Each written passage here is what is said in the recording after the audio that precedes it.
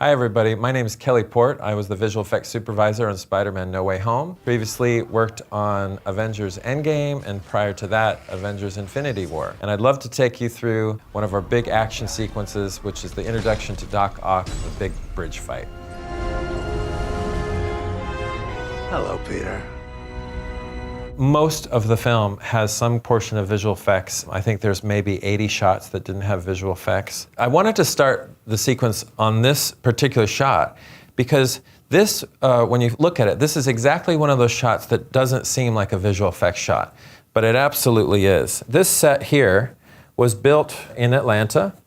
We had just this door right here, the steps and the door. In that particular case, we had to extend all of this area on the left and right of that. So that's a really common practice, what we call just set extension, but it includes all the little details that come along with it. Digital animated leaves that maybe blow in the wind and things like that. That's just one of the first shots. Now, there's a lot of circumstances where you get into a situation like this, and it's like, oh, this is a shot in a room, how could there possibly be any visual effects here? Well, scheduling reasons, for whatever reasons, he was not available when this part of the movie was shot on one day.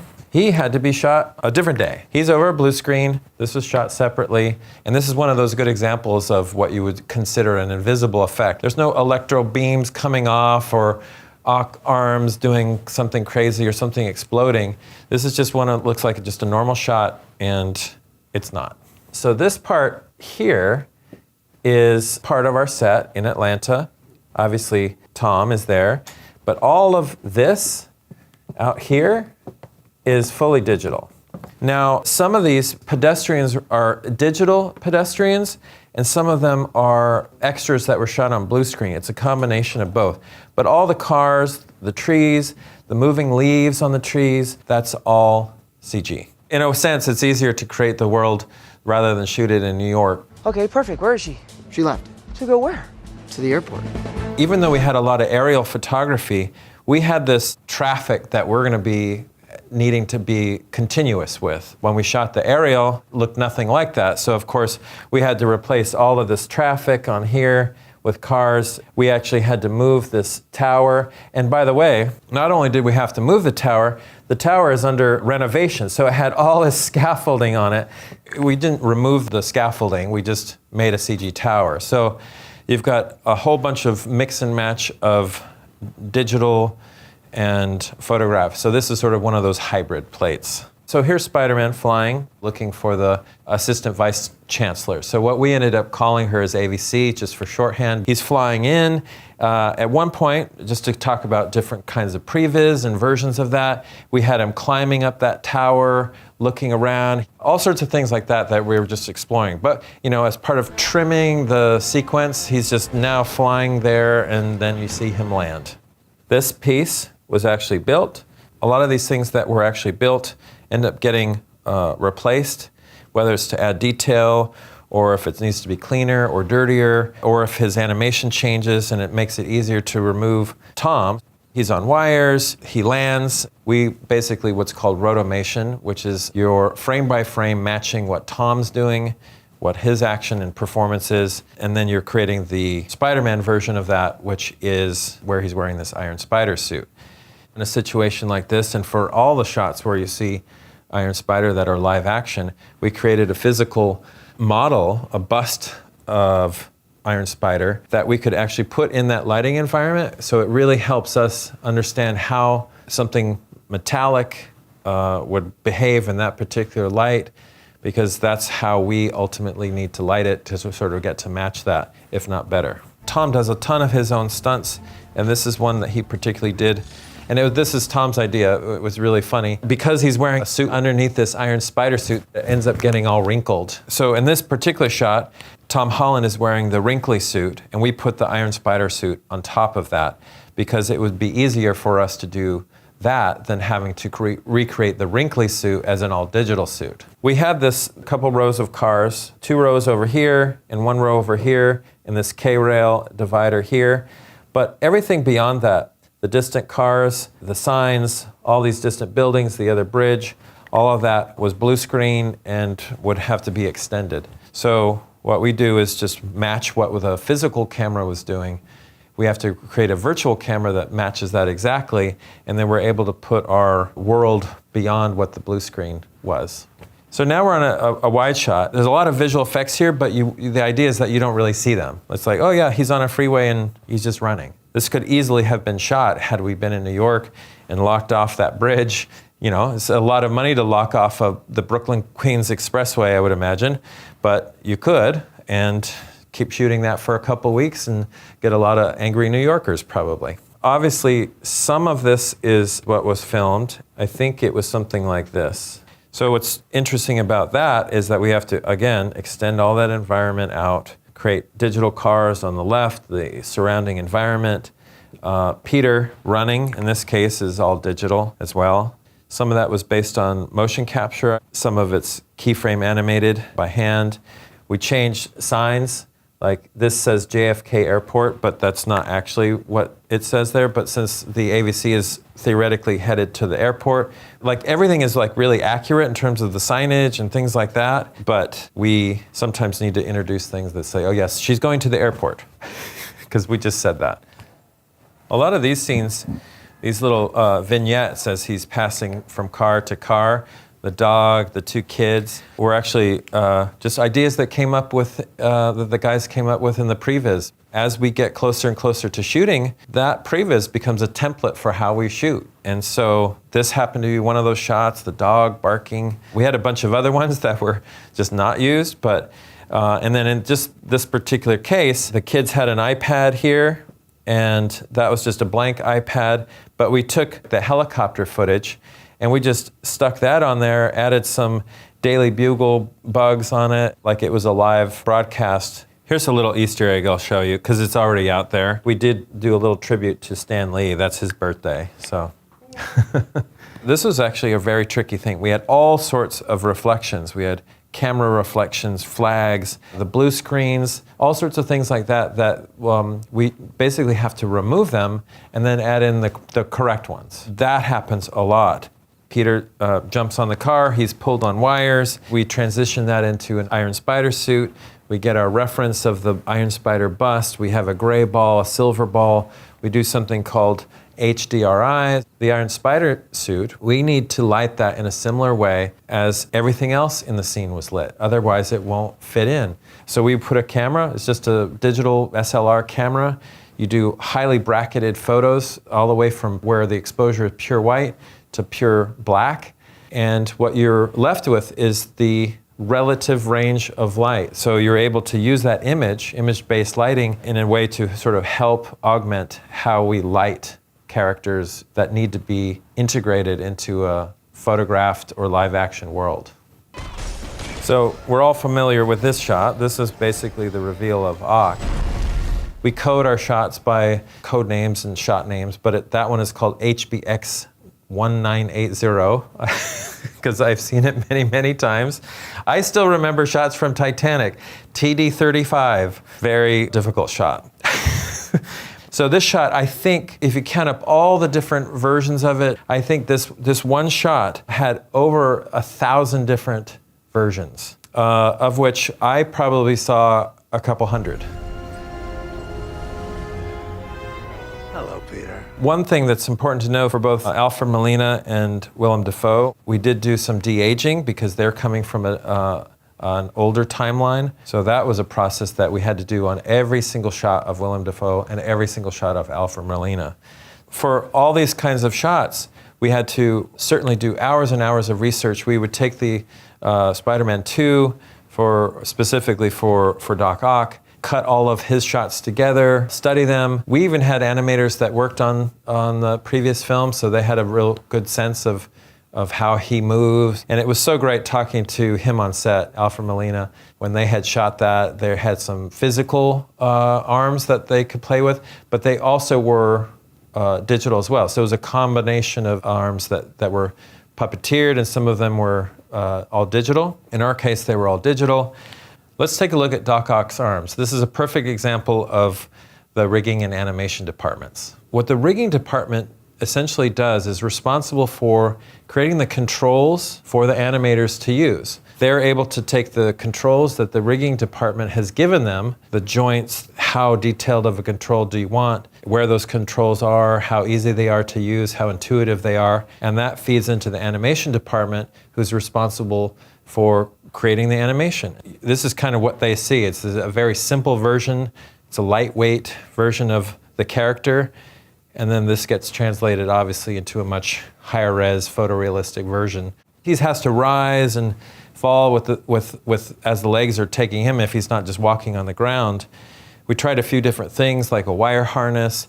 Ultimately, we ended up where he's standing on a platform like that could be pivoted. Because his legs weren't moving or dangling in that kind of case, we often had to replace his body or at least minimally his legs. And if he's swaying back and forth, something like that, we would often have to replace the rest of his costume. So in a lot of these shots, he's basically digital from below the neck, which is another thing that you hopefully don't notice. What's fun here is this particular shot was on what we called like a rotisserie rig that Dan Sudik, the special effects supervisor, created. We actually had to turn this car upside down, and we had Cheerios kind of falling in the air, things like that. But that was one of the great physical effects that Sudik and his team put together, along with some others that we'll talk about. We were able to put the two parents in the rotisserie rig, but we just couldn't, we weren't able to put the baby in the rotisserie rig. So we had to composite the baby into what the parents were going through, which was in fact being turned upside down.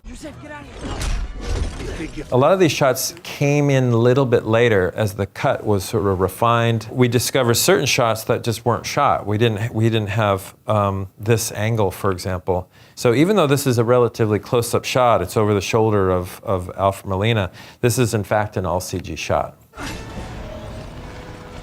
One of the things I wish we had done from the helicopter rotor blades, I really wish we had blown away some of this trash, moving. It's that little detail. The fact that those little pieces of trash and debris are just not moving is really bugging me. It's one of those things, it's like, be nice to get to, but we didn't.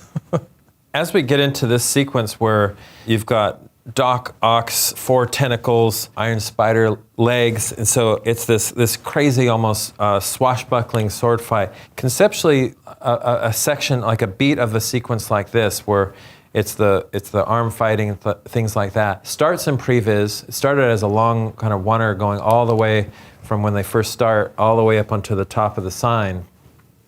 Ultimately, that got cut apart. It's not just a brawl, a street brawl with 2 people fighting. It just adds that layer of complexity.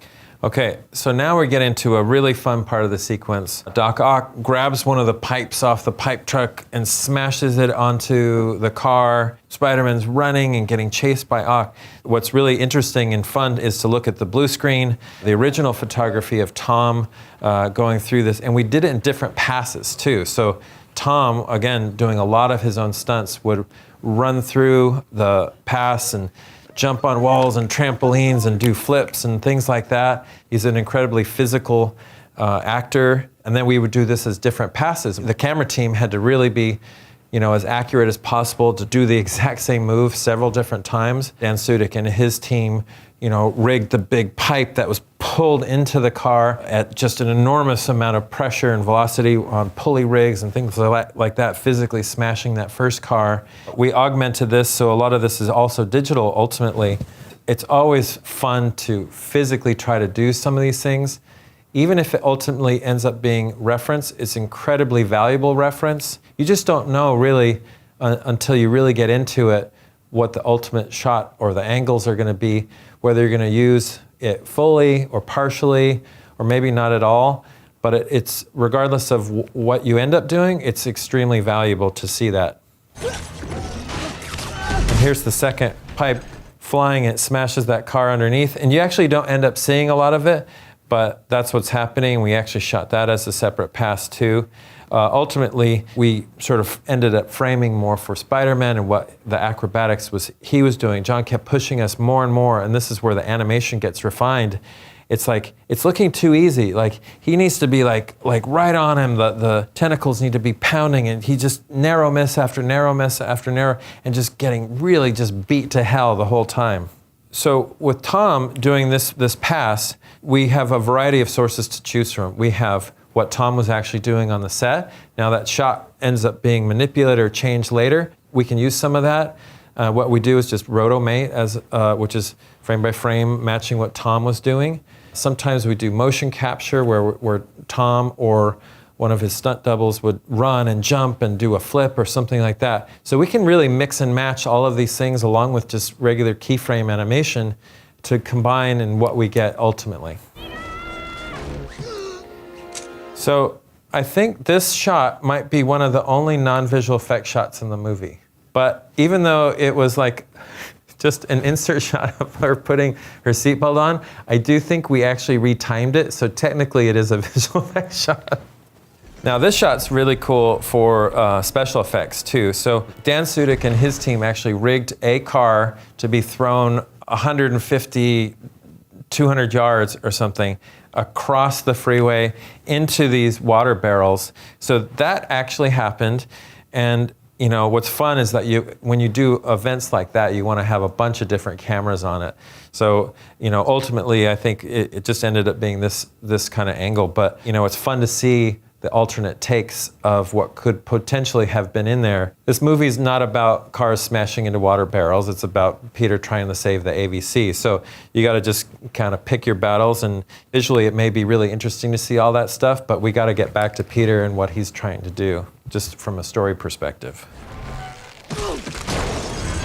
Now, poor Paula Newsome here, she's literally in a car, again, developed by Sudik and his special effects team, developed a rig that could tilt down at 90 degrees, and she was not a fan, so I think the terror that you see on her face is authentic. She did not like heights, she did not like this, but she was such a great sport and kept doing it over and over again. It was elevated, probably 20 feet off the ground or more, and then she'd get in the car, and then it would just slowly turn down 90 degrees, and she'd be like, ah! And then we would, of course, put all the stuff back here in there. So all the interior car, that's real. So it's just blue screen out there, and we would add Spidey on the top, pulling the web or a piece of debris hitting the car. Take a deep breath. Are you okay?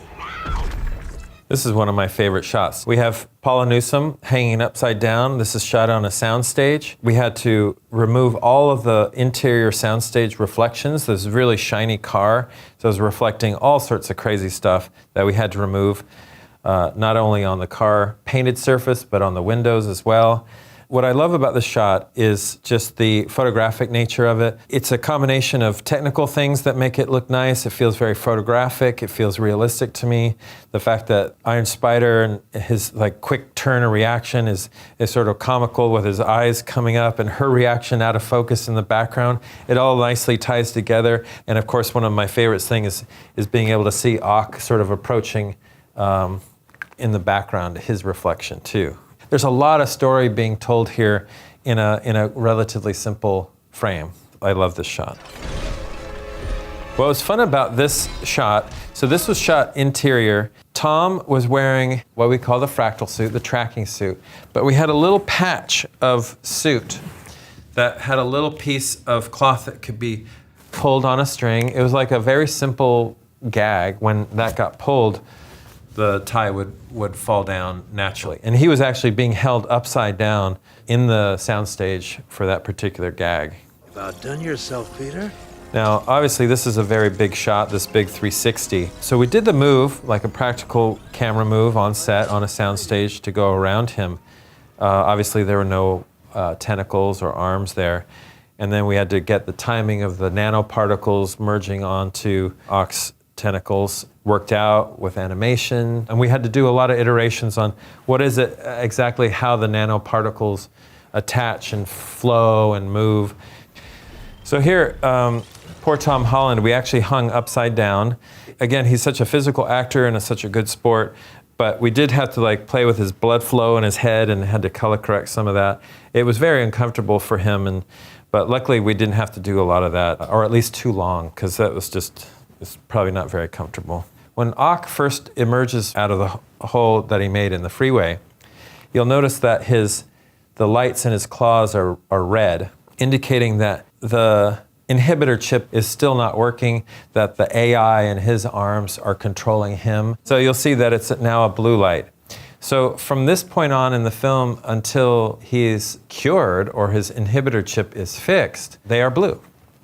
And then once they are fixed, they then turn back to white. And so when you actually catch these little things, these little nuances of it, it's like, oh, I appreciate that. A shot like this, where we have the actual car, it's being lifted on big cables and actually put down. But again, we deal with reflections and things like that have to be adjusted, adding Ock in the arms. When he webs the door and actually pulls it off, that's an actual practical gag. We actually physically pulled the door off the car. This shot, which ended up being in the trailer, these white lights are sort of like a timer, and so they are back timed to the actual explosion that happens in the next shot.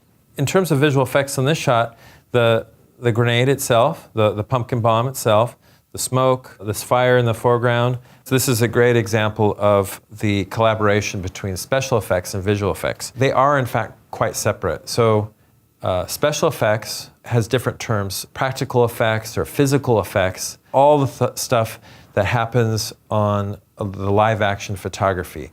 It could be cars really exploding. They rig cars to be thrown into water barrels and then they put charges in the water barrels to make them explode. They create these rigs that put Polyneucum down at different angles, or they put a family in a rotisserie so that they're spinning around and Cheerios go everywhere. Whereas visual effects or digital effects is all of the things that we add usually in post-production that have a digital nature to them. It's the act of compositing or adding animated characters. A lot of them can be very similar to what special effects does, but it's a digital version of that. So we can have digital pyrotechnics, digital explosions, rain, smoke, all of those things. There's a visual effects component of that as well, but it's just a digital version of that. So that's how we make the distinction between like physical effects and visual effects. This is another fun example of Dan Sudik and the special effects team making just gigantic explosions. And of course, we added a lot of different cameras on a take like this because it's a big deal. You kind of have one go at it. Whenever you see something like a big explosion happen, word gets around, and so people in the office come down and end up getting a big crowd, and you're watching the whole thing go off like a fireworks or something. But it's never boring to watch stuff blow up. I think we had like 6 or 7 potentially crash cams, things like right close to it that would be unmanned cameras. Ultimately, a couple shots ended up in the edit, but that's how it works.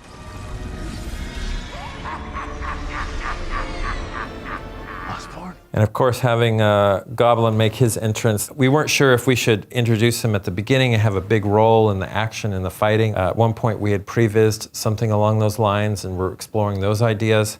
Ultimately, we decided to have the big reveal like this, which is really fun. And so this is the older suit from the other film. We were able to get access to that and digitize it, make a digital version of it. Glider was slightly adjusted to be as similar as possible from a profile perspective, but we did take some liberties and just design choices to kind of improve it incrementally a little bit, but it's just fun to just play with this idea of him emerging from the smoke and getting that big reveal. What was really special is that we knew that this film was going to be big. I don't know if we knew it was going to be this big, but we just really enjoyed the process. And what was really fascinating and special, at least to me, and I know a lot of people that worked on the film, is just being able to go on that opening weekend. I took my kids to the opening weekend, and just sitting there, I don't know how many times I've seen this film, but like sitting with an audience that's just crazy about the film, and hearing their reaction to these kind of special moments, whether they're tearful or surprising or they're jokes and everyone's laughing. You know, we created this thing in the middle of COVID, and this is one of the first films where people are actually going to theaters and watching this thing. It was more than we could ever hope for, and it was just wonderful.